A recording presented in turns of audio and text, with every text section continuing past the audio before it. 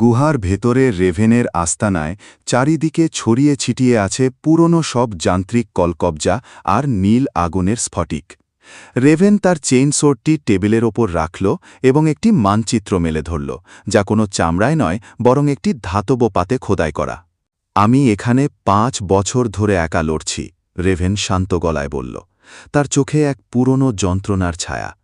আমার বাবা ছিলেন জেনোয়ার রাজকীয় নৌবাহিনীর প্রধান প্রকৌশলী।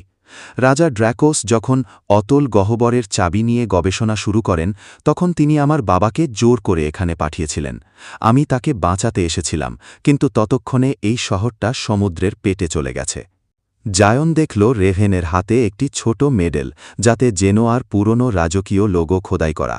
সে বুঝতে পারল রেভেন কেবল একজন মেকানিক নয়, সে জেনোয়ার হারানো গৌরবের এক জীবন্ত সাক্ষী। রেভেন, আমরা ওই চাবিটি ধ্বংস করতে এসেছি, জায়ন দৃঢ় কণ্ঠে বলল। তুমি কি জানো ওটা এখন ঠিক কোথায়?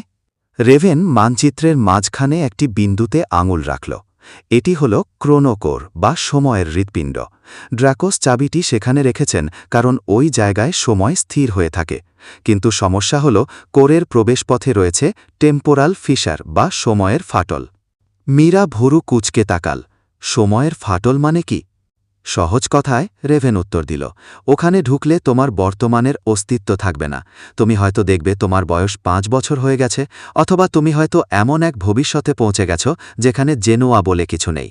একমাত্র যারা নিজেদের উদ্দেশ্য সম্পর্কে পুরোপুরি সচেতন, তারাই এই ফাটল পার হতে পারে। তারা সবাই মিলে আবার গ্লেশিয়ার শার্ডে উঠল। এবার রেভেন কন্ট্রোল প্যানেলের দায়িত্ব নিল।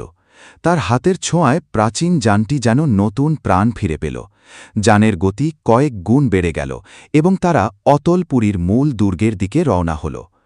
দুর্গের ত্বরণের সামনে আসতেই দেখা গেল বিশালাকার বিষাক্ত কালো লতাগুলো চারপাশ থেকে তাদের ঘিরে ধরছে। লতাগুলো থেকে বেগুনি রঙের ধোঁয়া বের হচ্ছে, যা যানের ধাতব বর্মকে গলিয়ে দেওয়ার চেষ্টা করছে। জায়ন, তোমার বরফ শক্তি ব্যবহার করো, রেভেন চিৎকার করে বলল। লতাগুলোকে জমিয়ে দাও, আর আমি আমার চেন সোর্ড দিয়ে সেগুলোকে গুঁড়ো করে দেব। জায়ন তার 2 হাত যানের সামনের স্ফটিকের ওপর রাখল। সে অনুভব করল সমুদ্রের বিশাল চাপকে সে এখন নিজের শক্তিতে রূপান্তর করতে পারছে। ফ্রিজ ওভার, আইস গুইলোটিন। মুহূর্তের মধ্যে যানের চারপাশের কয়েকশো গজ পানি জমে কঠিন বরফে পরিণত হল। সেই বিষাক্ত লতাগুলো নড়াচড়া করার ক্ষমতা হারাল। রেভেন একটি বোতাম টিপতেই যানের ভেতর থেকে 2টি যান্ত্রিক হাত বেরিয়ে এলো এবং ড্রিল মেশিনের মতো লতাগুলোকে চূর্ণ করে দিল। কিন্তু দুর্গের ভেতর পা রাখতেই এক অদ্ভুত নিস্তব্ধতা নেমে এলো। যানের ভেতরের ঘড়িগুলো উল্টো দিকে ঘুরতে শুরু করেছে। আমরা ফাটলের ভেতরে ঢুকে পড়েছি, এলরিক সতর্ক করলেন। হঠাৎ জায়ন দেখল তার চোখের সামনে কুয়াশা তৈরি হচ্ছে। সে দেখল সে আর পানির নিচে নেই। সে দাঁড়িয়ে আছে তার ছোটবেলার সেই খেলার মাঠে। তার মা রানী এলেনা তাকে ডাকছেন, আর দূরে তার বাবা আরিয়ান তাকে একটি কাঠের তলোয়ার উপহার দিচ্ছেন। এটি অতটাই বাস্তব যে জায়ন এক মুহূর্তের জন্য ভুলে গেল সে কোথায় আছে। তার বয়স যেন হু হু করে কমছে। সে বুঝতে পারল রেভেনের সেই সময়ের চোরাবালির মায়া তাকে গ্রাস করছে। ওদিকে তাকিও না, নিজের তলোয়ারের স্পর্শ অনুভব করো। রেভেনের কণ্ঠস্বর যেন অনেক দূর থেকে ভেসে এলো। জায়ন দেখল রেভেন নিজেও এক মায়ার সাথে লড়ছে। সে দেখছে তার বাবাকে, যিনি তাকে দুর্গ থেকে পালিয়ে যেতে বলছেন। কিন্তু রেভেন তার চেইন সোর্ডটি নিজের হাতে সজোরে চেপে ধরল, যাতে যন্ত্রণার অনুভূতি তাকে বাস্তবে ধরে রাখে।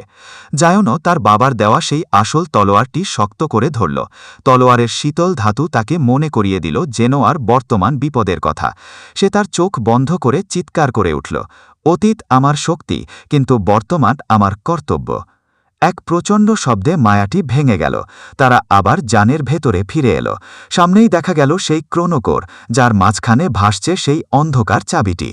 কিন্তু চাবিটির পাহারা দিচ্ছে এক বিশাল যান্ত্রিক মূর্তি, যার অর্ধেক শরীর পাথরের আর অর্ধেক শরীর সময়ের স্রোতে অদৃশ্য হয়ে যাচ্ছে। এটি হল দ্য টাইম কিপার।